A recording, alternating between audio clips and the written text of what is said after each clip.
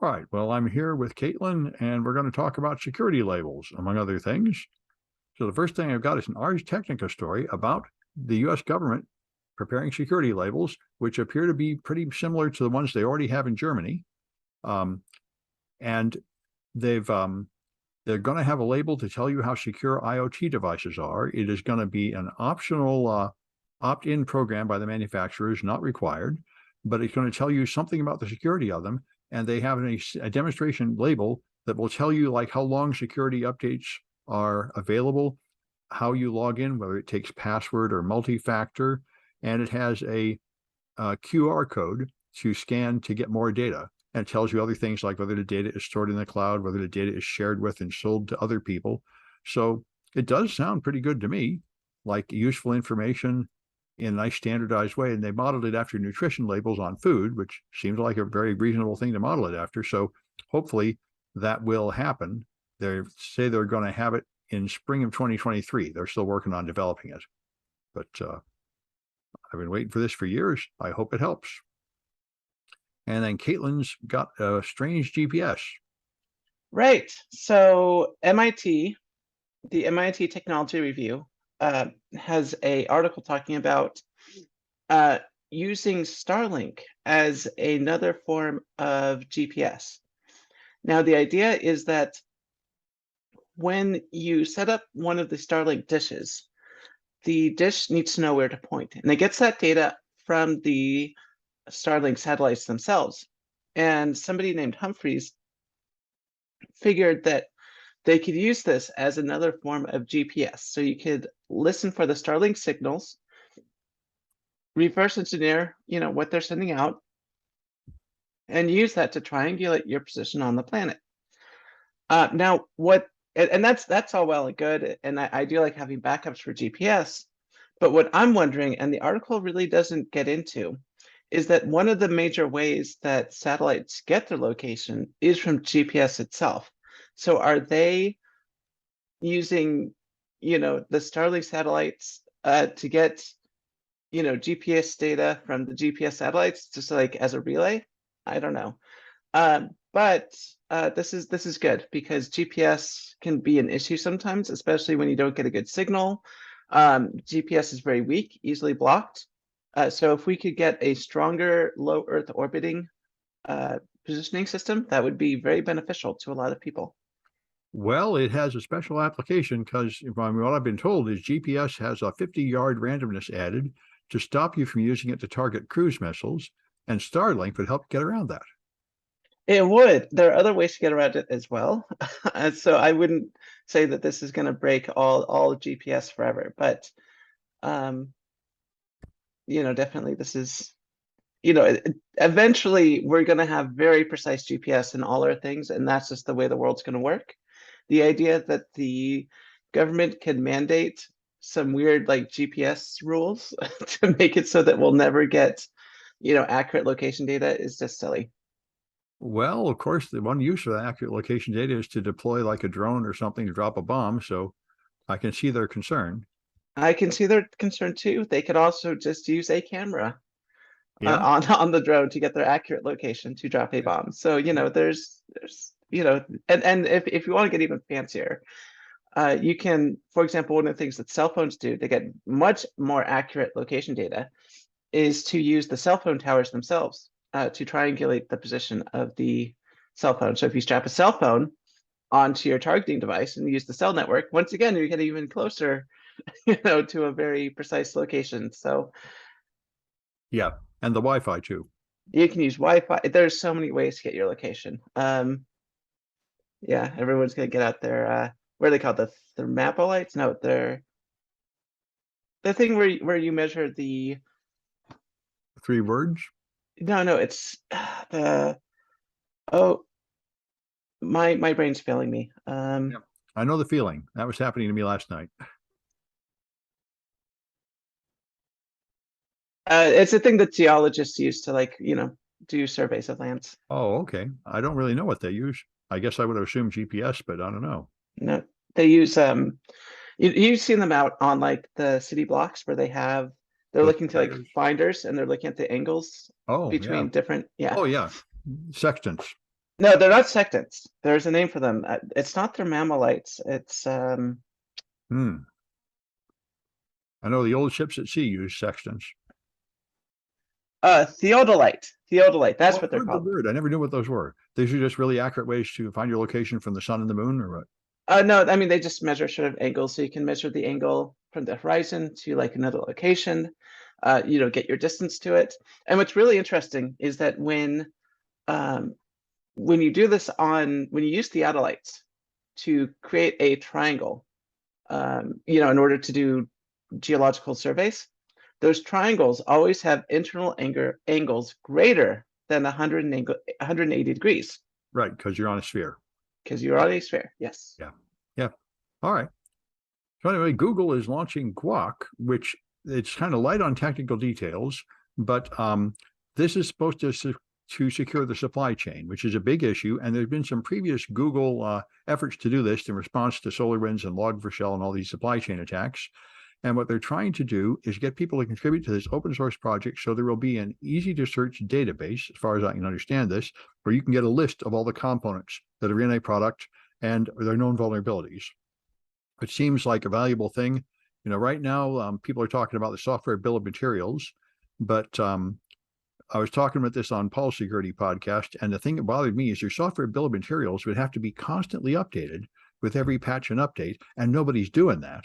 So this seems more productive to sort of do some binary analysis of products and have some other party add them. Anyway, they're trying to figure out how to do it, but it would be nice if there was someplace you could go and get a list of all the components in your software and whether they're vulnerable.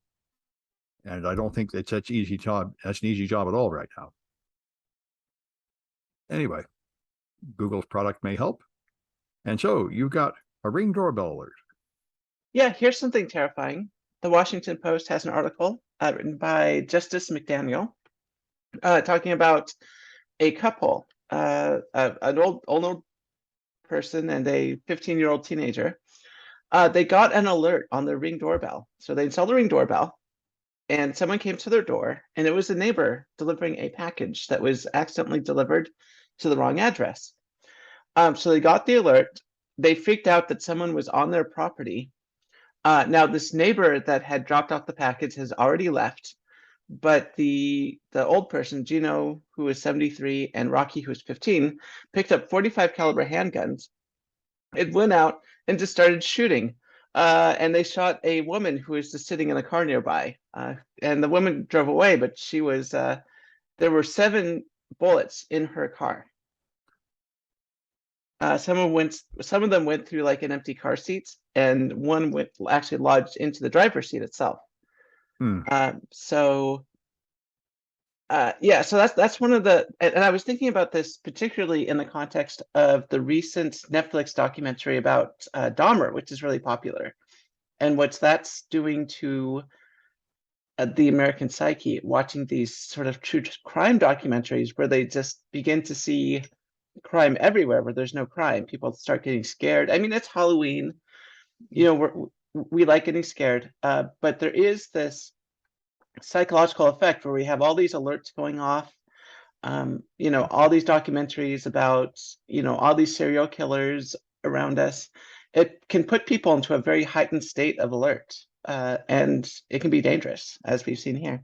Yeah, I mean, this is, of course, crazy. I remember an interview a few years ago when they were talking about American attitudes towards guns and crime. And then they interviewed Canadians, like in a big city like Toronto. And they said, "You lock your door?" He said, "No, I don't bother." They said, "Has anybody ever come in and stolen your stuff?"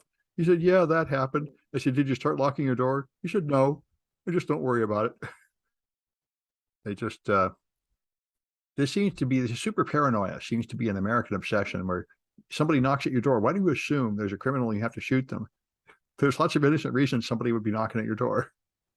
Right. And I think that the issue with the idea of the good guy with the gun is that any good guy with a gun is basically a temporarily embarrassed murderer. It's Yeah, I mean, it, I've lived an awful long time, and I've never yet needed a gun to resolve any problem in my life. I yeah. just don't think this is a common need to solve problems that really come up. No, there are needs for guns, especially if you're a farmer. Well, the Okay. police, again, to deal with varmints. Well, that's true. We Yeah, did need yeah. to get rid of varmints. The police rarely need guns. I mean, once in a while, like you'll need a SWAT team come in because there's like an active shooter because someone else has a gun. Yeah. But um, rarely do the police need guns. Rarely do guns actually like do much. I mean, for self-protection. I mean, and when people talk about the Second Amendment, they're really talking about taking up arms against the U.S. government, which once again is like I don't have that much animosity towards the United States, So, This is what my father said, and this is definitely what the current Republicans are saying: is that they need to overthrow the government by force, and that's what the guns are for. yeah, I have I don't have that many qualms with the US government to take it over by force yet, even with all the problems it has had, even with all the decades and centuries of oppression. I still don't think we necessarily need to run to the Capitol with guns. I still think we can do some violent riots first and stuff. So Yeah, yeah, and I think the most effective thing is nonviolent. But anyway, we may live through a time when we're seriously unhappy with the government again, the way things are going.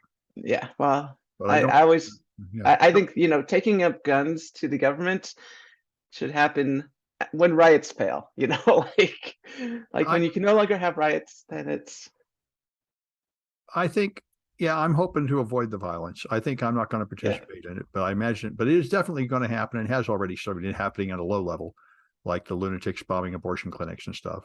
yeah. I mean, I'm not always I'm sort of like a Martin Luther King stance on violence, which is to say that violence is a tool that you sometimes need to use to defend yourself, right? But it should be used in self-defense. And in the ideal situation, you should be able to resolve things peacefully because you do need to care about the optics of what you're doing. Yes, I mean, you're not going to get any allies if you're violent. They're just going to call you a terrorist and hunt you down, and no one's going to want to join your team because you're Right. scary. You have to Exactly. avoid scaring the observers and make them feel like you're the moral side that they want to join. Exactly. And there are ways to change the system without violently overthrowing it. So For example, for at least the next couple of years, we'll be able to actually vote. yeah, go figure. Yeah. You can see how well that's been working, both here and in Yeah. Britain. But anyway, Yeah. so the Washington Post has an article. Apparently, they say it's all over, but the shouting. Musk is really going to own Twitter in 1 week.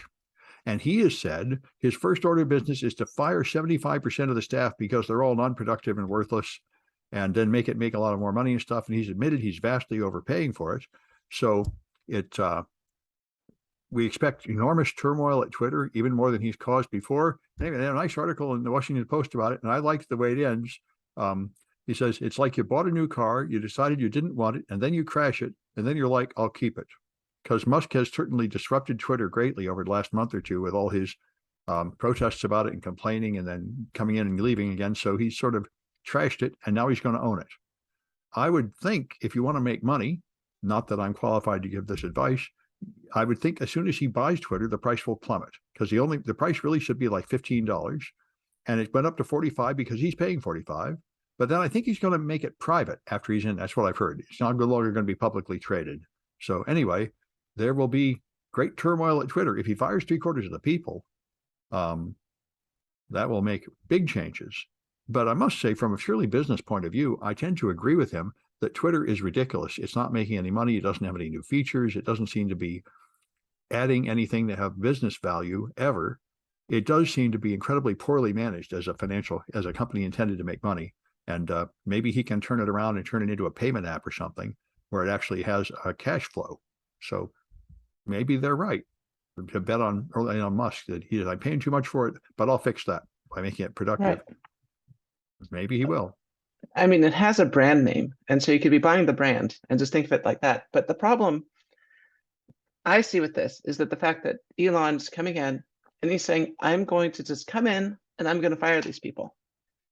And that tells me that Elon is probably on some level some sort of sociopath because no one who is like compassionate, who cares about what's going on, wants to come in or even state that they're going to like fire people, even if it's something they have to do. It's like, it's like, Oh, no, this is very common. This is essentially how all corporate restructuring works. You buy a company, then you fire about half of them or more, integrate them in, removing redundancy. That is just how it works. I don't think that's particularly evil of him. That is sort of inevitable.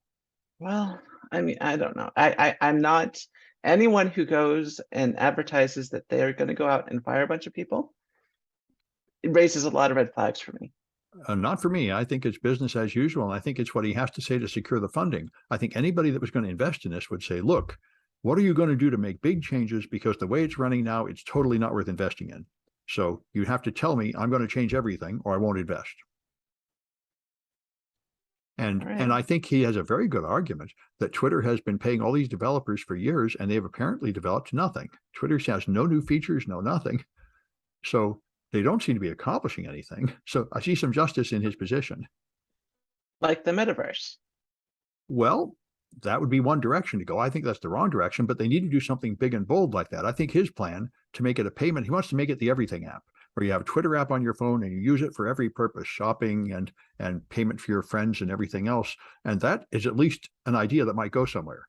But Twitter's just been sitting there, not changing at all, doing nothing all this time, has huge influence, but they never collect any money from anybody. And they don't introduce any features that would tempt you to pay. Like there's this Twitter Blue for $3 a month that apparently gives you nothing. And, it just needs somebody to come in and find a way to monetize it. Right. Anyway, and so you've got a spacesuit with water in it. What's the story here? Yeah. So about 7 months ago, a spacesuit got a little too moist inside. And so none of the NASA astronauts could go on a spacewalk until they could figure out what was going on with the spacesuits. Well, you can't send engineers up to the space station cheaply. So they decided the best thing to do would be to pack up the quote unquote malfunctioning spacesuit, send it back to, the engineers on the ground at the next, departure date, have the engineers then go over it, and then figure out if the spacesuit is still spaceworthy.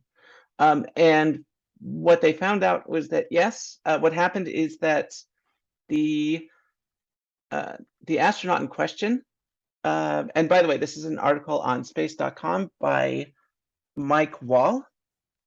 What NASA found out was that the spacesuit was simply had a very sweaty person in it, and was sort of so spacesuits are basically like little space pods, little spaceships that are built specifically to house like one person. And so they have like all these cooling systems and heating systems and everything and propulsion systems built in. And one of the systems that's very critical to the functioning of the spacesuit is water running through the spacesuit to keep it cool and temperature regulated. And there have been cases where there have been like leaks and astronauts have almost drowned in space, which is almost kind of ironic, but it has happened.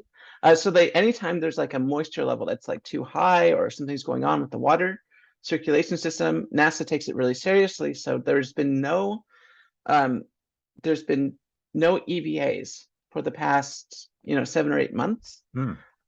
And they just got the green light. And like I said, it just turned out the astronaut was just really sweaty, and that's what raised the moisture level. Pretty So much. astronauts are water cooled. Yes. All right. Well, that makes sense. I was thinking, you say the helmet water incident, I was thinking the helmet's filling up with water. That would be bad. It actually has happened. Astronauts have almost drowned because there's like a leak or something going on with the water system. It gets in their spacesuits and then it starts filling with water. And of course, the suit is airtight. They can't take off their helmet because then they're in the vacuum of space, and you can drown. I would think in there's that that situation. much water, but I guess it will float around and go bad places. It will float around, go bad places, fill up. Yep. I mean, I've seen astronauts with a bunch of water on their face. It just piles up and you can't breathe. It doesn't drip down. So That's no yeah, good. Yeah. it's no good. And you can't like wipe it off because it's a helmet. You can't. Yep. Okay. Yep. Yep. You have to add. I remember seeing it in Spaceballs. Anyway. Okay. All right. I'll take your word on that. We haven't seen Spaceballs. Oh, well. I don't remember any scene with water in Spaceballs. There's another scene where he sneezes in the helmet all over the inside of it, and then he can't see anything. Anyway. Oh, okay. Yeah. A similar problem. Yeah. All right. Well, I think that's it for this one. And the next one we'll record on Monday because I'm teaching very early classes.